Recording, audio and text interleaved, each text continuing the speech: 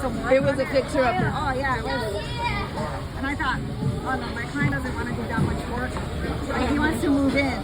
There you go. Move in with his toothbrush, right? I mean, so somebody bought it $875 cash. This was like in December, October.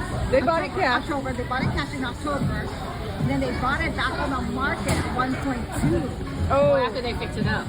did they fix They it? fixed it up. Okay. It looks really nice. So my client bought it for 1.2. Well, we're gonna close in a couple weeks. So instead of him putting the money to fix it up, he's paying for somebody else, which it didn't cost $300,000 to fix up. You know what I mean? Whoever's in the Depending.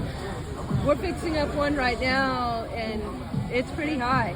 Is it? Yeah, Water. Yeah. but Yeah, I guess it depends, but but my client was like, it's on the market, it's ready to move into. So I'm like, it's still an older house. They just got some paint and they basically new appliances and Yeah, they just cosmetic. Made it nice. new windows. I mean, so they new windows. Did they put like new electric, new plumbing? no, They just made it look nice. they just made it look good. So new paint, new Those flooring. are not big costs. We refer to that as just hair and lipstick. Yeah, it's a cosmetics. It's Yeah, not. yeah. There you go. It's not the rewiring and not the plumbing. plumbing. That's why I say.